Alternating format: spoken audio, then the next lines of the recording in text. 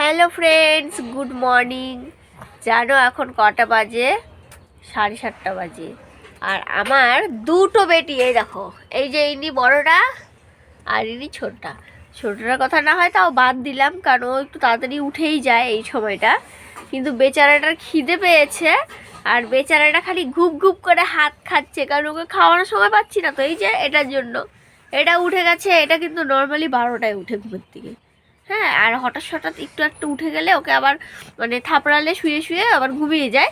কিন্তু এখন বেটি ঘুমাচ্ছেই না, দেখো।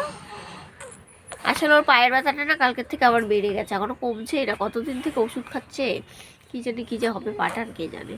ও পায়ে ব্যথাতেই আরে উঠে যাচ্ছে, পাটা নড়াতে পারছে না। তার মধ্যে নাক দুটো একদম বন্ধ। আমারও কথা শুনে নিশ্চয়ই বুঝতে পারছো, আমারও নাক দুটো একদম বন্ধ। নাক দুটো একদম বন্ধ, কন্টিনিউ 4 দিন থেকে মুখ দিয়ে নিঃশ্বাস নিচ্ছে। এইভাবে কি পারা যায় বলো?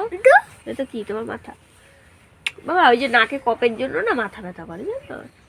তো ও বলে আর ঘুমাবে না। আমি এতক্ষণ ধরে ছোটটাকে খাওয়ানো বাদ দিয়ে ওকে থাপড়ালাম যে তাও যদি একটু ঘুমায়।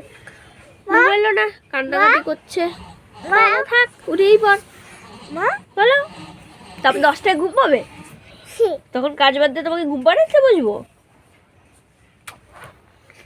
টাটা করে দাও। ও মা, টুরু ভালো বাবা। পায়ে ব্যথা বাবা, পায়ে ব্যথা বাবা, তোমার পায়ে ব্যথা বাবা কিন্তু।